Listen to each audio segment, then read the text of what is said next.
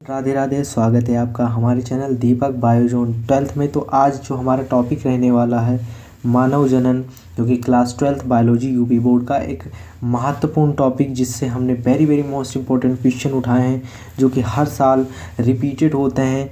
और ये क्वेश्चन आएंगे ही आएंगे, भले कोई भी सेट में आए, क्योंकि इन क्वेश्चनों को छोड़ के कोई क्वेश्चन ही नहीं है जो ज़्यादा इंपॉर्टेंट हो। तो हमने उन्हीं क्वेश्चन को उठाया है जो हर साल मल्टीपल टाइम्स रिपीटेड होते हैं। और अगर आपको संकोच है तब भी आप चेक कर सकते हैं, मॉडल या अनसॉल्व में देख सकते हैं। तो चलिए स्टार्ट करते हैं। जो पहला क्वेश्चन हमारा रहने वाला है, मानव शुक्राणु का सचित्र वर्णन कीजिए।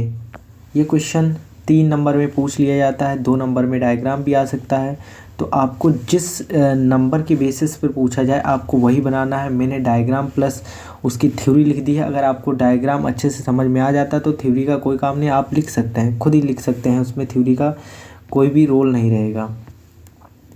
तो चलिए स्टार्ट करते हैं। सबसे पहले हम स्ट्रक्चर को समझेंगे कि जो मानव शुक्राणु का स्ट्रक्चर है वो किस प्रकार से है। तो ये जो होता है ये 3 पार्ट्स में डिवाइड होता है। सबसे पहला हमारा जो होता है हेड होता है, फिर मिडल पीस होता है, फिर टेल होता है।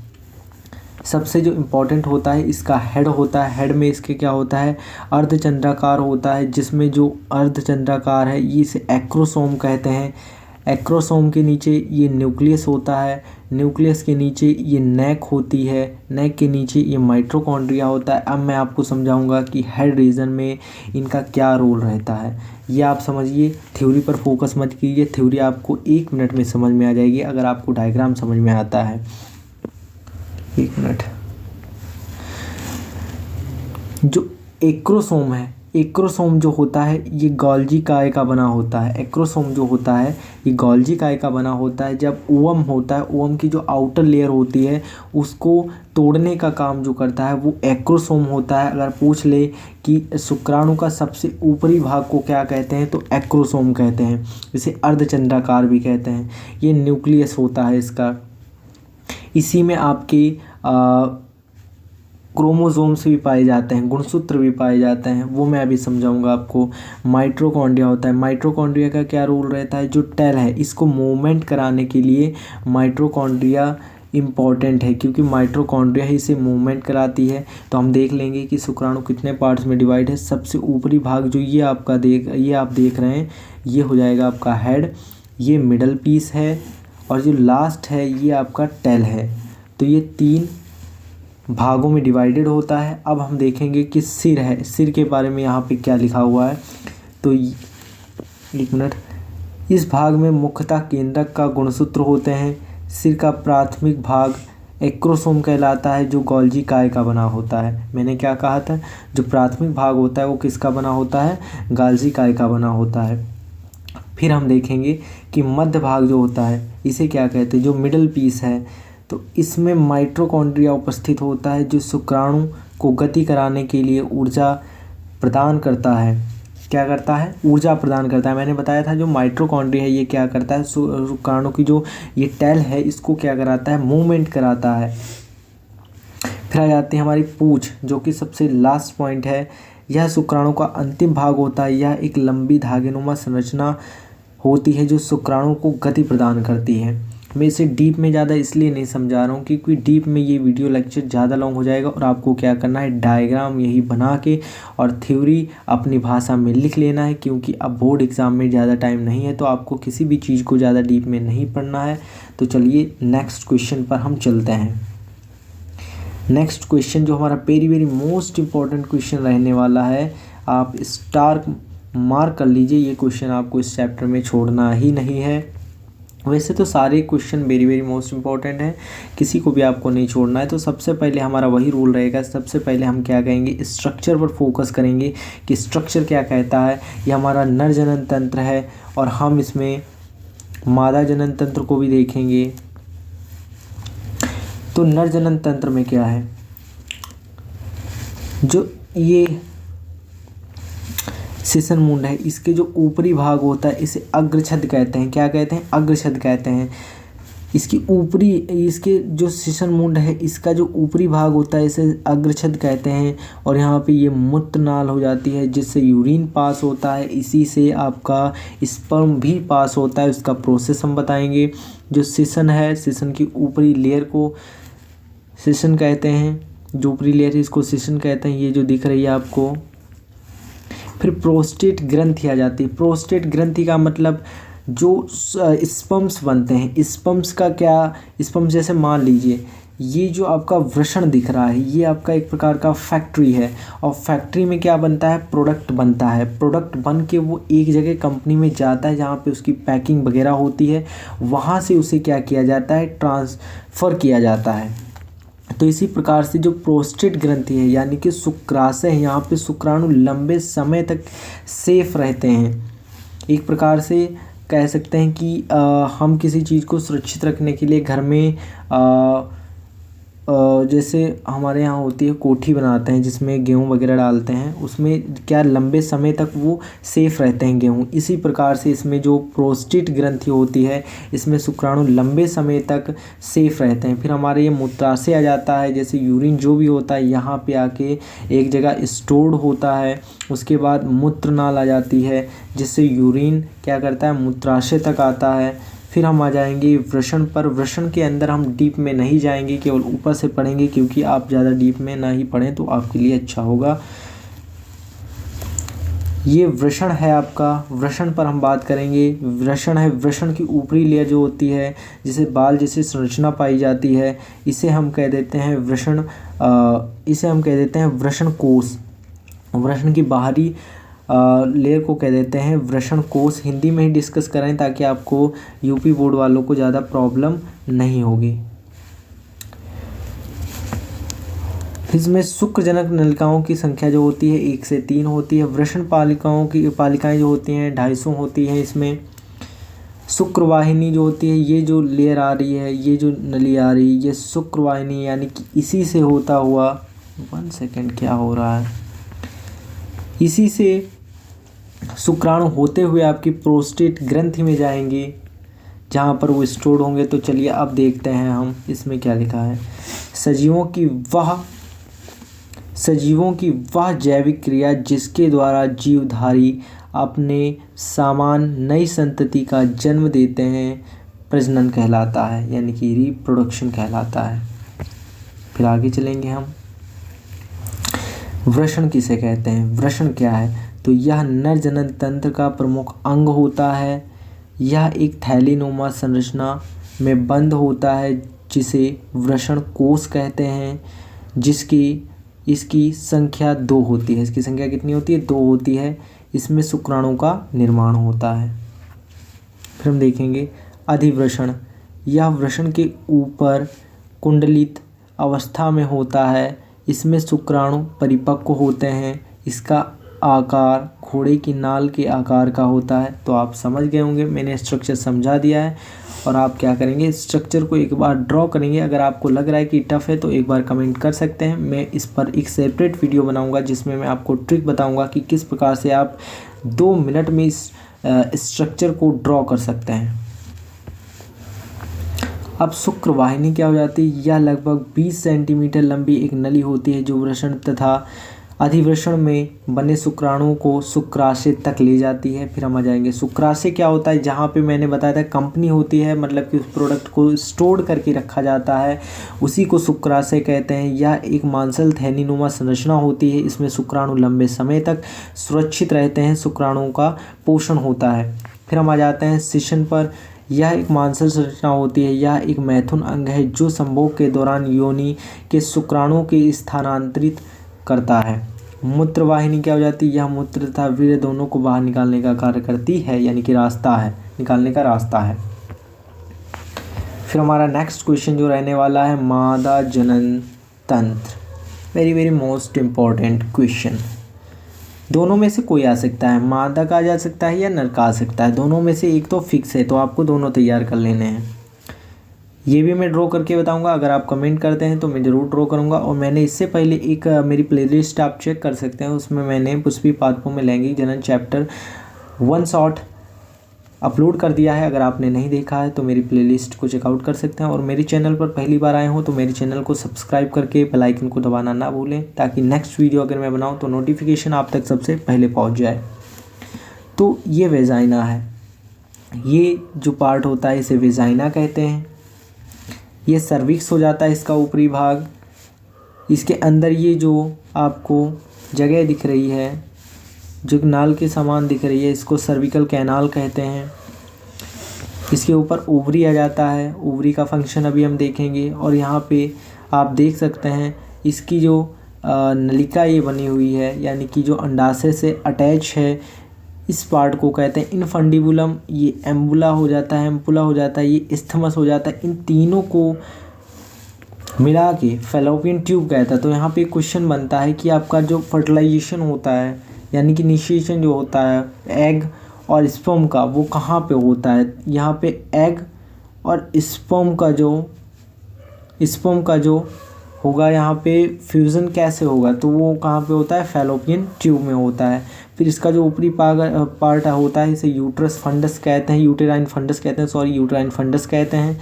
फिर ये जो यहाँ पे पार्ट दिख रहा है इसे यूटेराइन कैविटी कहते हैं। ये झालरनुमा संरचना होती है।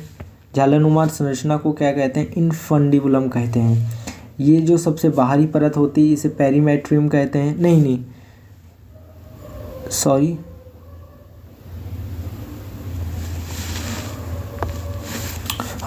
सबसे बाहरी जो परत होती है इसे पेरीमेट्रियम कहते हैं। इसके बीच वाली परत को मायोमेट्रियम कहते हैं। सबसे लास्ट वाली परत को हम इंडोमेट्रियम कहते हैं। फिर हम चलते हैं अंडाशय पर। अंडाशय क्या होता है?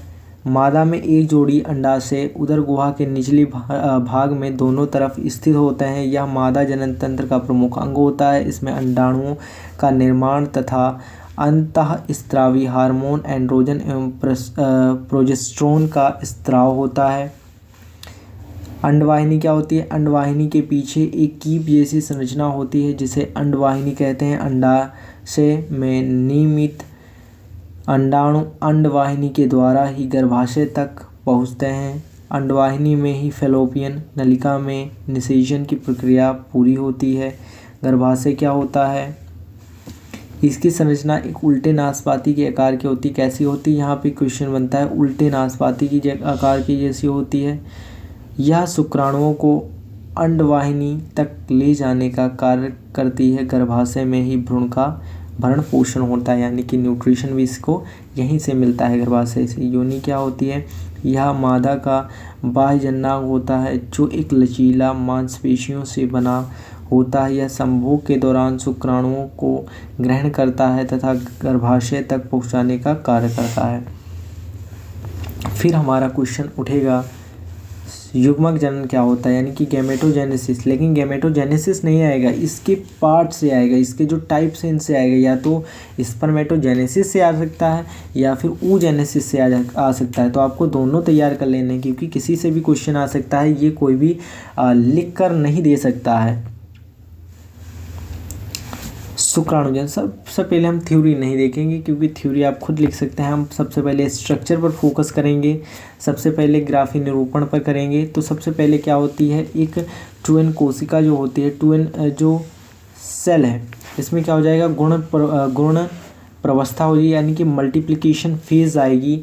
मल्टीप्लिकेशन फेज के बाद क्या हो जाएगा? इसमें प्राथमिक यानी कि प्राइमरी आदि जनन कोशिका, जो प्राथमिक आदिनन कोशिका है, इसमें क्या हो जाएगा? माइटोसिस डिवीजन हो जाएगा, यानी कि समसूत्री विभाजन हो जाएगा, जिसके पश्चात ये जो सेल है 2 बराबर डिवाइड हो जाएगी 2n में। फिर इसमें क्या हो जाएगा? माइटोसिस होगा, फिर ये 2n में हो जाएगी। अब यहाँ पर खेल देखिएगा,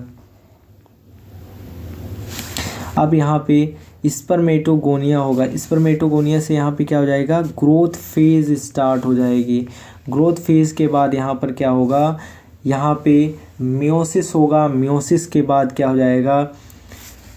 ये जो कोशिकाएं हैं ये 2 सेल्स में डिवाइड हो जाएंगी, n में डिवाइड हो जाएंगे ये स्पर्मेटिड्स। यहाँ पे हम इसे कहेंगे सेकेंडरी स्पर्मेटो स्पर्मेटोसाइट्स कहेंगे।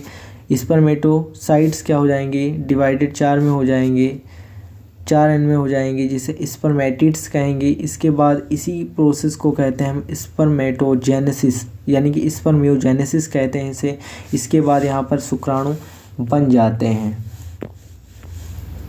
अब हम इसकी थ्योरी पर चलेंगे। थ्योरी क्या कहती है कि वृषण में शुक्राणुओं के निर्माण की प्रक्रिया को शुक्रजनन यानी कि स्पर्मेटोजेनेसिस कहते हैं। इसमें एंड्रोजन हार्मोन्स भाग लेते हैं। इसमें अर्धसूत्री विभाजन के पश्चात शुक्राणुओं का निर्माण होता है। यह प्रक्रिया नर में होती है और 11 से 13 वर्ष की आयु में शुरू होती है। शुक्राणु का विकास वृषण की शुक्रजनक नलिकाओं में होता है। फिर हम चलेंगे अंडजनन पर चलेंगे। इसमें क्या होता है, इसमें भी मल्टीप्लिकेशन फेज़ होता है। मल्टीप्लिकेशन फेज़ के बाद क्या हो जाएगा, इसमें 2n में डिवाइड हो जाएगी। इसके बाद हम यहाँ पे डायरेक्ट आ जाते हैं। जो 2n एक इसमें बना था,